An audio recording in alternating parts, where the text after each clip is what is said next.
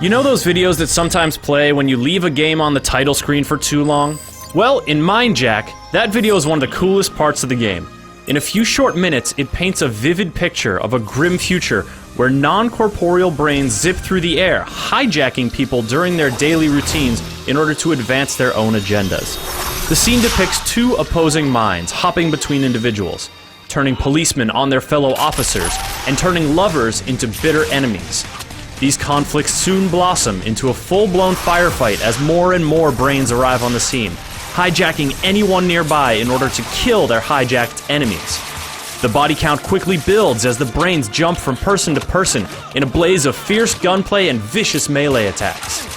It's a frightening vision of future conflict even before the giant robo-gorilla arrives, and it really gets you amped up to experience the fearsome and dynamic action for yourself. Unfortunately, Mindjack does not make good on this promising premise. Yes, you can leave the main character's body and take control of enemies, civilians, and robots. You have a lot of chances to do this throughout the campaign, but the story barely scratches the surface of the profound societal changes this kind of technology could create.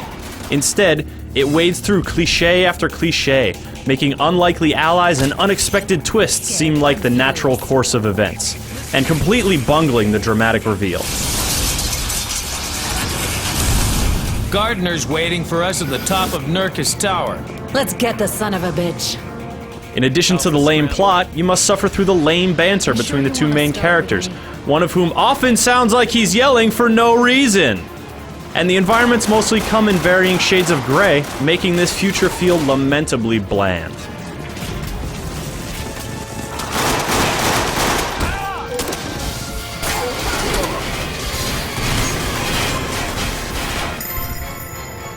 Yet though the story doesn't do much with your remarkable abilities, you still can. Popping out of the main character's body and zipping into a weakened enemy, an idle robot, a cowering civilian, or, yes, a giant robo-gorilla, has a novel appeal.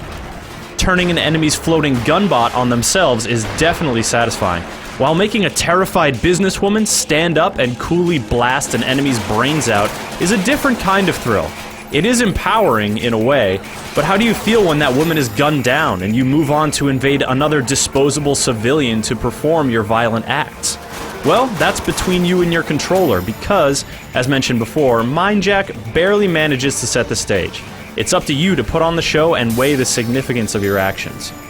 Unfortunately, no matter what character your disembodied self is currently controlling, movement is stiff and cumbersome. Every character has a robotic feel, like you are accessing the run program instead of just running. It's stilted and slow and unnatural, but since everyone is more or less bound by the same restrictions, you can still have some intense gun battles. These mostly test your accuracy from behind cover and your ability to dodge a rocket, but there is a certain amount of skill at play. Just don't waste too much time on the melee attack. Landing the finicky combos often feels like a crapshoot, and if you take a human shield, you'd better hope your enemies shoot him up good, because otherwise the only thing you can do is let him go so he can turn around and shoot you in the face. This awkwardness extends to the enemy AI, which aspires to competence. The best your enemies can manage is shooting at you from behind cover, but you'll often see them running back and forth nonsensically, as if caught in some broken logic loop. You can program weakened enemies to fight on your side, and this ability is helpful to the extent that it gives the enemy AI something else to shoot at. Your foes are good shots at least, so you have to be mindful of keeping your two protagonists alive. A helpful healing ability can perk them back up when they are incapacitated. Just be warned that this ability is not available in all characters, so you may end up watching your heroes die if you aren't careful.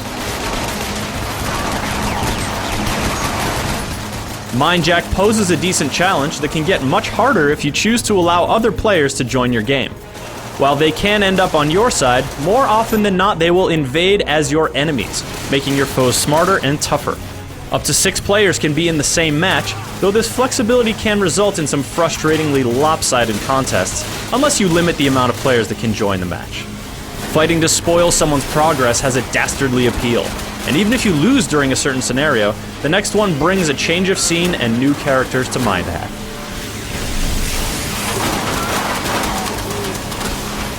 Yet, even the thrill of playing the villain soon wears thin, because Mindjack's gameplay mechanics are so inelegant. It's hard to enjoy a game when you can't move the way you want to move. And beyond the cool premise and intriguing mind-hacking ability, Mindjack really doesn't do you any favors. Whether it's your friendly AI parking itself in your gun sights, or the dull bosses that can barely muster the energy to dodge your attacks, every part of this game feels tainted. Mindjack does have a few bright spots, but they are smothered beneath the weight of the awkward controls and squandered potential.